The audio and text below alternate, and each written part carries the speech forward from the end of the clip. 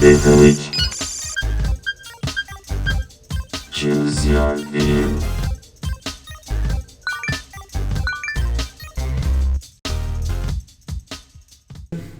Olá pessoal, meu nome é Lucas Rolim, eu sou Head da área de Machine Learning e Data Engineer aqui no URB e hoje eu vou falar um pouco sobre a nossa Data Platform, a plataforma de dados e um pouquinho do que ela significa para o URB, quem mantém, o que ela faz e por que ela é interessante, né?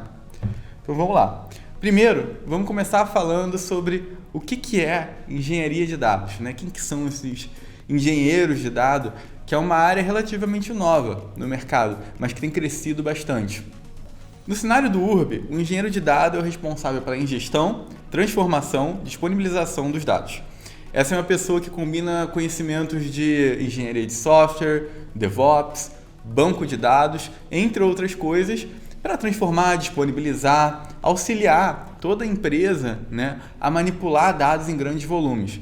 Então, quando a gente fala em aqueles volumes que são os Big Data, né? Então gigas, teras, petabytes, a gente precisa unir essas habilidades em uma pessoa e manipular esses dados da melhor maneira possível.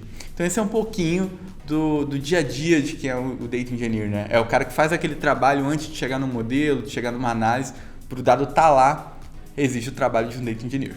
E aqui no URB a gente tem a seguinte missão: auxiliar na transformação de análises e modelos de produto e construir um ecossistema de dados que atue como principal fonte de referência de dados da empresa. O que isso significa, né? Vamos traduzir um pouco o que significa Data Engineer dentro do contexto do URB com essa missão. Então a gente entende a área como quem auxilia a pegar uma análise que às vezes ela é feita com um pequeno volume de dados ou que ela precisa ter acesso a um determinado conjunto de dados, a gente auxilia ela a se tangibilizar, porque a gente torna o acesso a dados muito mais fácil para o analista, a gente torna o acesso e manipulação de grandes volumes de dados muito mais fácil para um engenheiro de Machine Learning, para um Data Science, que então consegue treinar modelos muito complexos, fazer análises muito mais completas, entre outras coisas. E a outra parte que a gente tem aqui do ecossistema de dados e principal fonte de referência, né, na empresa para dados, ela significa o seguinte: ela quer dizer que imagina que você está num ambiente muito diverso, muito grande como o do URB. A gente tem um mercado de turismo no Brasil, a gente tem um mercado de turismo no mundo, a gente tem petabytes de dados sendo gerados, mais de 700 colaboradores, então isso é muito confuso, são muitos dados, né? E de nada adianta o teu dado se eu não consigo organizá-lo, né? E eu não sei onde olhar. Então, se eu tenho um analista A que faz a mesma análise olhando para um lugar e um analista B que faz a análise olhando para outro lugar, eles divergem no número, isso é um problema na empresa. Então, a gente tenta estabelecer um ecossistema rico e diverso, né, que una toda essa diversidade que a gente tem, que seja uma referência única. Então, se eu sei se eu preciso de uma informação, se eu preciso de um dado, eu vou nesse local, eu sei onde procurar e eu parto para a minha análise. E dentro dessa missão a gente tem dois pilares, né, que a gente consegue chamar de pilares que norteiam um pouco das nossas decisões.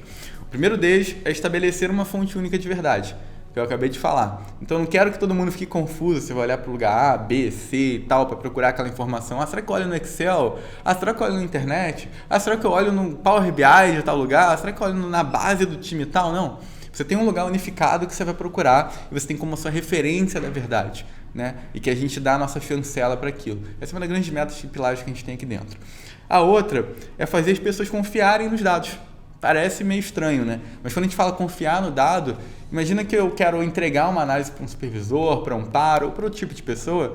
Então eu quero poder confiar no que eu estou falando, eu quero ter certeza daquilo. E quando eu for tomar uma decisão, se a gente fala em decisão data-driven, né, que é muito comum no mercado, não tem como você ser data-driven se eu não confio. A forma mais fácil de você acabar com uma cultura data-driven é minando a confiança no dado. Então a gente não quer que isso aconteça. E alguns princípios, né, que acabam surgindo aqui nesse contexto de engenharia de dados, né, que norteia um pouquinho do que é a nossa área também, é o seguinte: então olha, o princípio 1 que eu botei aqui é: colaboradores devem ser capazes de manipular dados e extrair insights de forma fácil. Pô, é bem simples, né? Eu não quero que a pessoa precise passar por um treinamento de 3, 4 meses para poder fazer um dashboard. Então a gente quer acabar com isso. Isso é um princípio que norteia a gente. O segundo princípio que eu botei aqui, esses são apenas alguns deles, tá? É obter dados que deve ser tão fácil que a pessoa tem dificuldade de fazer isso errado. Então, poxa, eu estou procurando meu dado, eu quero fazer uma análise e naquele cenário que eu tenho várias fontes e tal, pô, eu tenho um negócio tão fácil, tão direto, tão único e tão intuitivo de usar, esse é o nosso princípio que norteia a gente, que o cara não consegue fazer isso errado, né? Pelo menos não se não for propositalmente. Um terceiro aqui é que os analistas, a gente deve colaborar para um ambiente de empresa no qual os analistas são julgados não são julgados por dominar uma ferramenta, mas pela capacidade analítica dele. Então a gente não gosta aqui, pelo menos no Urb, daquele título analista Power BI, analista Tableau, analista da ferramenta tal. Então isso não existe aqui. A gente tem um analista que ele analisa dados, analisa o negócio, ele é capaz de ter boas decisões, bons insights, e a ferramenta é o de menos. Ele consegue fazer isso em qualquer lugar. Se for preciso, ele consegue olhar o nosso dado e fazer um bom esboço no papel. Então é o que a gente acredita aqui. E sobre discussões e decisões da empresa, é sempre contar com dados para apoiar, né? O quarto princípio que eu botei aqui. Porque é muito fácil a gente cair em discussões no dia a dia que tornam subjetivas, ainda mais na escala do Urb. Então a gente faz o quê? Provém dados que tornam essas decisões data-driven e fomentam muito mais a colaboração, né? Porque todo mundo falando uma língua comum, a língua do dado. E por último, aqui o mais peculiar, né, é que a gente tem uma missão de fazer, um princípio, né, de fazer os dados serem usados como munição para caçar EPOs. Né? O que é EPOs? Aqui é o Highest Paid Opinion, que em inglês, né, traduzindo, significa a opinião da pessoa que ganha mais. Então, quando você está numa sala, sabe, passa por uma análise, passa por alguma coisa, você faz seu relatório, tem evidências, só que os seus dados não são tão fortes, você não tem tanta evidência de dados, não consegue argumentar bem, e o que prevalece é simplesmente a opinião da pessoa mais sênior, que ganha mais, porque a discussão não é pautada por dados e por fatos, mas sim por questões sociais, né? Então a gente tem como princípios desses e muitos outros que norteiam o funcionamento da nossa área. Beleza, agora que a gente já falou um pouquinho do que é engenharia de dados, está todo mundo contextualizado, vamos falar sobre a nossa plataforma de dados, né? A nossa plataforma de dados, o que ela é, né? Como é que ela provém isso que é a nossa missão, como é que ela materializa isso que é a nossa missão e os nossos princípios no dia a dia da empresa. Então, vamos começar com as definições. Uma plataforma de dados, ela é um conjunto de ferramentas e processos que compõem um ecossistema de dados. E esse ecossistema de dados, por sua vez, né, ele pode ser diversas coisas, desde ferramentas técnicas, que são usadas para orquestrar aqui dentro do Urb centenas de processos paralelos que manipulam dados, coordenam programas e etc., até regras de armazenamento, processos de qualidade, entre outros. Então, todo o ecossistema que envolve os dados e produção de dados aqui no Urb. Ok, e aqui dentro a gente tem, então, a parte de ecossistema de dados, né? Eu falei de plataforma de dados, essa plataforma é composta por um grande ecossistema de ferramentas e processos. O que são essas ferramentas e processos aqui? Como é que elas funcionam, basicamente, né? Então, a gente tem algumas vertentes principais aqui dentro que valem ser mencionadas. A primeira delas é de ingestão e transformação. Então, para eu criar uma fonte única de verdade, de referência, eu preciso ingerir de várias outras fontes. Porque no Ruby a gente tem centenas de parceiros de marketing, centenas de microserviços, centenas de bancos de dados, milhões de clientes. Então, eu preciso coletar informação de tudo isso e unificar em um lugar. Então, a ingestão de dados é muito importante. E a transformação de dados também. Porque é uma camada onde eu torno aquele dado que a princípio é cru, que a princípio não está tão bem processado, em uma coisa inteligível e fácil de usar. Lembra que a gente falou que queria que as coisas fossem tão fáceis que a pessoa tem dificuldade de fazer errado. Então, entra um pouco nessa parte de transformação para facilitar a vida das pessoas também. Aqui embaixo, a gente tem a parte de monitoramento e qualidade, né? Então, beleza, eu consegui botar o dado para dentro, eu transformei ele, eu acho que ele está super fácil de usar. Só tem um problema. E se ele não tiver qualidade? Né? E se o dado estiver errado? Eu estou pautando todas as minhas decisões em um dado que ele está errado. Elimina aquele pilar, aquilo que a gente tinha falado lá no início, das pessoas confiarem nos dados. Porque uma vez que eu tenho um erro, entreguei uma análise errada, tem um custo social até dentro da empresa. Então, a gente tenta evitar ao máximo que esse tipo de problema aconteça com uma estrutura que eu vou falar um pouco à frente, né? A gente monitora problemas de inconsistência de dados, identifica a má qualidade que está alimentando alguma análise e, claro, avisa as pessoas, educa e faz diversas coisas.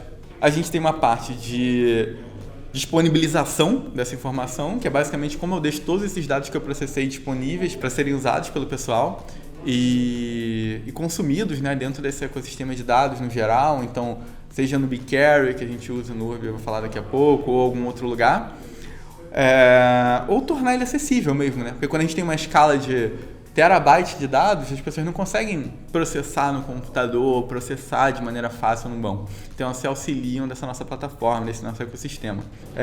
Por último, a gente tem a parte, essa vertente, né, que é de visualização e descoberta de informação. Então tem o dado, ele está lá, eu estou monitorando, ele está com qualidade, ele foi transformado, ele está fácil, unificou vários lugares, consigo ter escala com ele, só que imagina que você não consegue descobrir o que existe.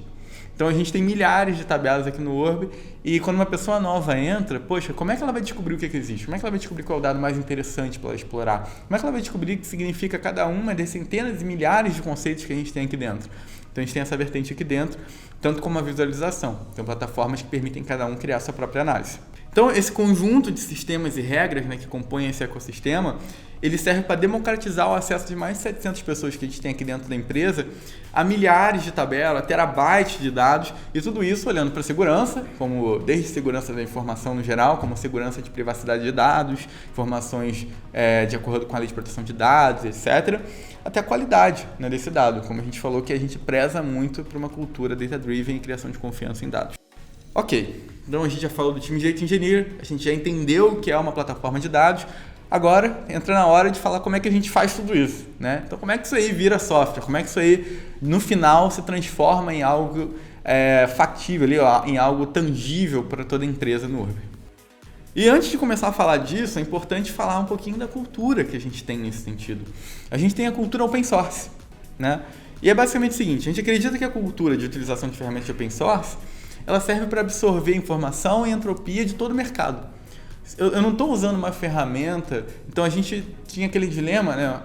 Eu tenho uma ferramenta que eu construo em casa, em house, eu tenho uma ferramenta que eu pago ela, e a gente não gosta muito dessas opções, porque a ferramenta em house, ela é só nossa, só a gente mantém, só os nossos erros, a gente tem que só a gente ali consertando aquilo. Uma ferramenta que é paga, não tem muito controle, né? Então, uma ferramenta open source, ela une muito da cultura do Urb, sabe? Que é uma cultura de compartilhamento, é uma cultura de unir com outras empresas e de colaborar mesmo, porque a gente acredita que somando, né? Aquele famoso somando todo das empresas colaborando para um projeto, e a gente obtém muito mais, né? A gente tem auxílio de pessoas que são de outras empresas, a gente auxilia pessoas de outras empresas, a gente colabora para projetos, então é algo que está muito na cultura mesmo do Urb. E algumas coisas que a gente tem, né, de vantagem aqui, por exemplo, a gente tem liberdade de personalização. Então, se eu tenho algo específico para os nossos casos, como a gente tem várias coisas aqui, eu não fico limitado para uma ferramenta paga. Eu consigo implementar por mim mesmo, desenvolver meu time e deixar isso disponível para a comunidade. Eu tenho infraestrutura e tenho segurança, então está tudo dentro da nossa rede, tudo seguro, sem nenhum risco, por exemplo, as informações dos nossos usuários ou outras coisas. E eu tenho compartilhamento de experiências. A gente tem acesso e conversa com uma comunidade muito rica de pessoas ao redor de todo mundo, né? Que tem muito a ver com a própria cultura e a vivência do Urb, né? Numa empresa global. E essa foto é do Santos Dumont. Para quem não conhece, o projeto Demosé do Santos Dumont foi o primeiro avião open source, né? Então tem muito debate aí de quem inventou o avião, mas o Santos Dumont, a gente sabe, pelo menos foi o primeiro que liberou, né, os projetos do Demosé. Então, essa cultura open source aí já vem de brasileiro há muito tempo, né? Então, a gente tenta personificar isso. E aqui algumas formas, né, de ingestão de dados.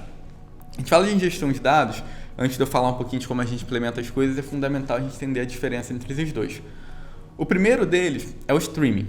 O streaming, pensa num fluxo contínuo de dados, como está aqui na imagem.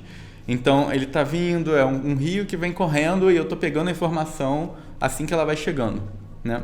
O batch são processos que acontecem de tempos em tempos. Então, o fluxo ali de líquido está vindo, eu encho um copinho, entrego para a pessoa, vem um pouco mais, eu estou enchendo outro copo, entrego copo a copo para a pessoa, e no primeiro a gente está bebendo direto da fonte, por exemplo.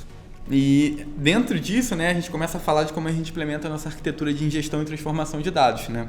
Onde o Urb unifica diversas fontes de dado, pré-processa, texto amigável, como eu falei antes. A gente tem 3 coisas aqui que são importantes falar, 3 tecnologias.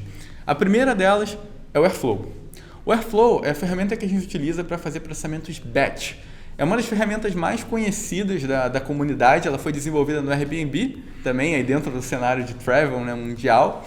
Ela teve uma adoção massiva pela comunidade de software, é muito conhecida, e a gente decidiu adotar ela. A gente utiliza bastante o Airflow, a gente já utiliza a versão mais nova, 2.2, 2.1, me lembro, mas a gente tem um uso bem recorrente dela e ela hoje já orquestra mais de 100 processos dentro do nosso fluxo de dados e processos que geram processos, né? Então, se a gente expandir essa árvore, aí dá quase milhares de processos. E tudo isso dentro do nosso cluster Kubernetes, tudo autoescalável, tudo bem interessante para manipular processos que precisam rodar de tempos em tempos. Aquele processo batch que a gente falou. Para processos streaming, né, a gente utiliza o Apache Beam e o Dataflow. O Apache Beam é uma camada de abstração no qual você consegue unificar o desenvolvimento de pipelines batch e pipelines streaming. Então você digita um código inspirado um pouco ali em uma linguagem funcional quase, e aí com base nessa linguagem você escolhe depois o runner, que é onde vai ser de fato executado o seu código. Pode ser Spark, Flink, Dataflow, entre outros. A gente escolheu essa tecnologia justamente pela liberdade que ela tem. Que se a gente quiser mudar de uma hora para outra o nosso runner, experimentar diferentes opções, entre outras coisas, a gente pode. E unificar batch e streaming também é bem interessante para a gente. Então a gente adotou o Apache Beam para justamente absorver, né, aquilo que a gente está falando de entropia do mercado inteiro e apostar numa tecnologia nova que se provou bem acertada. A gente usa o runner do Dataflow, que é o runner do Google. A gente é um grande parceiro do Google Cloud, um dos maiores clientes da América Latina. Então isso traz para a gente uma segurança ali e ela deixa uma ideia de serverless, né? Então a gente precisa ficar se preocupando em monitorar tudo o que está acontecendo, em subir cluster, gerenciar cluster. Isso é muito importante para a gente conseguir crescer rápido nesses pipelines streaming, a nossa área de Data Engineering no início, e do ponto de vista de custo-benefício foi uma ótima opção que a gente seguiu. Então foi fundamental para ter rápido uma estrutura de pé. E por último, a gente utiliza o Fivetran, que é quando a gente quer conectar com uma ferramenta de marketing, de Customer Experience, de diversos outros provedores mais consolidados. Eles já têm conectores prontos, então meu pipeline é tão simples quanto chegar lá, apertar um botão, dar minhas service keys e acessar tudo. Isso é muito importante para evitar aquela vivência que alguns times de engenharia de dados têm, que é toda hora vir um pipeline novo, o time de marketing quer experimentar aquela ferramenta, o time tal quer experimentar aquela ferramenta. Então, vira um time muito reativo. A gente consegue conter boa parte dessa reação, né, com essa ferramenta que, então conecta aqui para você, se esse pipeline der certo, se for realmente importante, a gente faz in-house ou deixa na ferramenta do Fivetran mesmo. E o Fivetran, aqui dentro, sendo a única ferramenta fechada que a gente tem, né? Mas com o Apache Beam e o Airflow sendo as ferramentas open source aqui dentro, e até com o próprio Dataflow do Google tendo vários papers, né, descrevendo o funcionamento dele. Então esse aqui é um pouquinho do Dataflow. Você consegue ver aqui que a gente cria o pipeline lá no Apache Beam e ele já se transforma nessa árvore aqui, né, com os nossos ramos de processamento de dado. E eu tenho quantos dados eu estou processando por segundo, quanto de memória eu estou usando, quanto de CPU eu estou usando, quantas máquinas, eu tenho auto-scale, eu tenho monitoramento, eu tenho alerta. Então tudo isso com o Apache Beam e com o Dataflow já é entregue para a gente de maneira muito fácil, muito rápida. Isso permitiu que a gente, quando estava com um time de 3 pessoas, escalasse já para dezenas de pipelines que lidavam com terabytes de informação, que eram muito complexos, e o monitoramento deles sendo assim é algo muito, muito interessante para a gente, né? Então, esse aqui é um exemplo de pipeline streaming, que ele está 24 horas rodando e processando informação. Esse outro exemplo aqui é do Airflow, essa é a árvore de execução do Airflow, né? Então ele marca ali esse pontinho verde toda vez que ele executa com sucesso, o vermelho se ele falhar e tal. Então eu consigo, né? Lembra aqueles copinhos que a gente foi montando para entregar, né? O líquido, sendo os copinhos podem ser caixinhas de dados também. Então toda vez que isso roda, que eu entrego um copinho, que eu entrego um pacote de dados, que a gente chama de batch, eu consigo saber se ele foi bem sucedido, se foi mal sucedido, se cada uma das etapas dele funcionou ou não, porque o Airflow, assim como o Beam, ele funciona com algo que chama Direct Acyclic Graph, que é basicamente eu tenho várias tarefas que são encadeadas em processamentos que eu monto um grafo de processamento com eles. Agora a gente entra para a parte da nossa arquitetura de dados de monitoramento, segurança e garantia da qualidade. A qualidade de dados é uma matéria-prima que é essencial, né? Se você quiser criar uma cultura data-driven. Então você não tem como ter uma cultura que as pessoas confiam em dados, usam dados no dia a dia, pautam suas decisões em dados, se ninguém confia no dado, se aquele dado tem má qualidade, se você tem um histórico em qual você é incitado a duvidar dos dados que você teve problema com ele. Então garantir a qualidade, depois que eu insiro o dado e monitorar ela é fundamental. E além disso, os impactos de segurança, né, também são fundamentais para a gente. Hoje, cada vez mais se fala de privacidade de dados dos usuários. O Urb tem centenas de milhões de usuários por todo mundo. Brasil, Europa, Estados Unidos.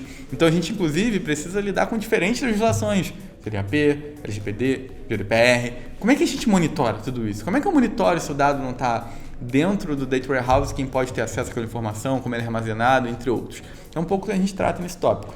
E aqui, né, é engraçado, porque eu não vou falar de um sistema, de uma ferramenta, assim. O que fez mais impacto para a gente na nossa arquitetura aqui foi governança. Tá? A gente vai falar de algumas ferramentas, mas foi governança. E alguns princípios de governança aqui que a gente estabeleceu. O primeiro deles foi o estabelecimento de níveis de qualidade. Então a gente sentou com todos os times de dados e alguns outros times diferentes e estabeleceu níveis de qualidade, que a gente definiu de ouro, prata e bronze, muito inspirado pelo modelo do Airbnb. E a gente falou, olha, se o dado é ouro, você pode confiar nele até aqui, se o dado é prata até aqui, se o dado é bronze até aqui. Conjunto de regras que dá clareza sobre o tipo de dado que você está olhando. E a gente marca com tags eles no nosso Data Warehouse e Data Lake. A outra é uma extensa documentação sobre a qualidade de dados. Que a gente pode falar muito do que eu julgo qualidade e o julgamento de outra pessoa pode ter diferente. Então o time de Data Engineer manifestar isso em documento é fundamental para todo mundo ficar na mesma página. Uma maior adoção de práticas CI/CD e automações, isso ajudou bastante a gente porque reduziu a interferência humana nos processos, então reduz mais a falha, fica tudo mais traqueável, mais monitorável também. Uma criação de sistema de alertas, então tudo que acontece, qualquer eventual problema, qualquer eventual anomalia, a gente alerta em diferentes níveis, né? Se é uma anomalia de um nível mais brando, a gente alerta só o time de Data Engineer. Se é uma anomalia mais grave, a gente alerta o time de produto, o time de Data Engineer, entre outros. Tecnologia envolvida no meio, então o sistema de alertas é bem importante. E uma maior geração e consumo, né? Uma atenção aos metadados. A gente percebeu que metadados são muito importantes para você conseguir lidar e entender os dados que você está lidando ali, né? Então a gente tem essa tirinha aqui, que assim, a quantidade não é qualidade. Eu posso ter Big Data, Super Data, que não serve para nada, porque não tem qualidade, eu não estou sabendo coletar esse dado certo. Então, no ponto de qualidade, a gente pode falar de tooling, mas o principal é sempre a governança. E aqui algumas coisas que a gente fez, né, também para auxiliar nisso. Uma delas foi a implementação do Dataform, uma ferramenta semelhante ao DBT, que foi adquirida recentemente pelo Google. Ela é open source, o CLI, e ela tem uma versão também que era paga, hoje em dia provavelmente vai virar gratuita. E a gente implementou ela também pela agilidade que a gente conseguiu implementar esse processo na empresa. Ela veio da necessidade do gerenciamento de views, né? A gente aplica camadas semânticas e todos os usuários de negócio ele tem acesso apenas a visualizações dos dados originais, que já são pré-processadas, com algumas regras, alguns processamentos ali mais interessantes no início. E o Dataform ele entra para aplicar as melhores práticas de desenvolvimento de software para dados. Então, toda vez que eu quero atualizar uma tabela, toda vez que eu quero atualizar uma view, eu utilizo o Dataform. E lá eu tenho um tracking de quem atualizou cada campo, cada coluna, cada tabela, quem criou a tabela, quem fez o que e quando, né? Isso é muito importante, principalmente, quando a gente fala de linhas. Então, eu quero saber, como a gente tem um Data Warehouse, um Data Lake muito complexo, às vezes eu tenho dependências entre views e tabelas de níveis de 5, 6, 7, 8, 10 níveis. Então é importante eu entender o impacto de eu mudar uma coluna, de eu mudar um formato de dado, de eu mudar algo em um esquema de tabela. E o Dataform nos ajuda a implementar todas essas técnicas dentro do nosso ecossistema de dados.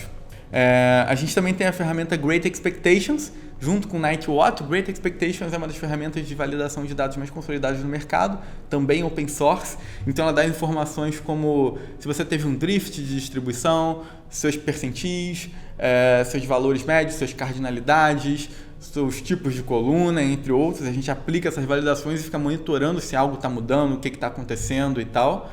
E isso é bem importante para a gente saber, teve uma mudança nesse produto aqui ou em algo assim e eu preciso alterar a maneira que isso funciona. Isso é muito comum, principalmente numa empresa com crescimento rápido como o Urb, startup.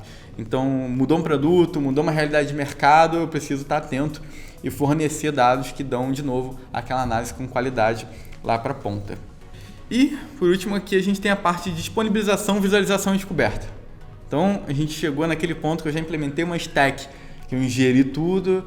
Esse dado tem qualidade, eu estou monitorando ele está seguro, só que o dado por si só é muito difícil de gerar valor. Quem gera valor são as pessoas usando o dado. Só que se as pessoas não sabem que o dado existe ou não sabem o que é aquele dado, é muito difícil daquilo se transpor em valor. Então a gente começa a implementar ferramentas que fazem as pessoas descobrirem o dado, que fazem as pessoas usarem o dado, que fazem as pessoas de fato se alfabetizarem no que são os dados do Urb, que são centenas de milhares de tipos diferentes de informações, com códigos, com milhares de tabelas, entre outros. E também visualizar, né? Então, eu entendi o que é o dado, eu quero visualizar o que é ele, eu quero mostrar para os meus companheiros, quero mostrar um dashboard, quero mostrar uma análise, eu quero não precisar do time de dados para fazer isso, o time de Data Engineer para criar um dashboard ou para configurar algo. Quero fazer isso por conta própria. A gente tem uma filosofia de Self-Service Analytics. Para isso, né, a gente viu um parceiro que se indicava bastante aderente ao que a gente estava pensando, que é o Metabase, também open source, e ele é uma ferramenta de BI open source, em qual o foco dela não é em ter muitas funcionalidades, mas sim ser muito fácil, muito intuitivo de usar nas funcionalidades que ele se propõe. Então a pessoa entra aqui nessa tela inicial que a gente tem aqui no Urb, ela escolhe uma collection, dependendo da área que ela tem interesse. Lá dentro ela consegue ver tudo que o resto das pessoas da empresa fizeram sobre dashboard, fizeram sobre consultas, fizeram sobre análises em geral. Ela consegue consultar e criar a dela por conta própria, sem precisar pedir permissão para ninguém. Aqui no Urb, grande parte dos nossos dados são liberados para quase todo mundo da empresa. Todo mundo mesmo. E tem o Amundsen, né? O Amundsen a gente fez algumas modificações nele aqui. Ele é basicamente a nossa ferramenta de catálogo de dados, onde as pessoas preenchem ou podem solicitar descrições para todas as tabelas, todas as colunas das tabelas, todas as visualizações. Eu consigo saber quem é o owner da tabela, ou seja, quem é responsável por aquele dado, e consultar se eu tiver alguma dúvida sobre aquela informação. Eu consigo saber quem são as pessoas que mais frequentemente utilizam aquela informação, para eu poder saber com quem trocar, com quem conversar sobre aquele dado. Isso é bem importante no que chama de compartilhamento que a gente tenta construir aqui no Urb de dados. Tags, colunas, dashboards, então eu sei tudo que foi construído de dashboards e visualizações em cima daquele dado. Então, é uma forma da pessoa se situar e se descobrir dentro da empresa. A Amundsen também, ferramenta open source. Bom, essa é um pouquinho da visão geral que a gente tem aqui de arquitetura, né? Como a gente enxerga Data Engineering, como a gente enxerga ecossistema de dados, como a gente implementa isso de fato e tem a nossa stack, que é um pouquinho do que a gente faz hoje do nosso dia a dia aqui, né? Se você tem interesse nesse tipo de trabalho, né, tanto de Data Engineer quanto de Machine Learning, Data Science, Business Analytics, Data Analytics, entre outras funções que envolvem dados, ou qualquer outra área, e uma empresa que tem esse tipo de cultura, né, Data Driven, pautada esse tipo de decisão, a gente tem diversas vagas abertas no nosso grupo, você pode procurar aqui, né, então é nosso lema, tudo sobre pessoas, a gente está sempre procurando pessoas novas com bastante interesse para vir colaborar com a gente. Esse é o meu contato, você pode entrar em contato comigo. E aqui tem um post, né? Ele está escrito em inglês, foi um post que traz um pouquinho dos pontos que a gente falou também nessa apresentação. Muito obrigado.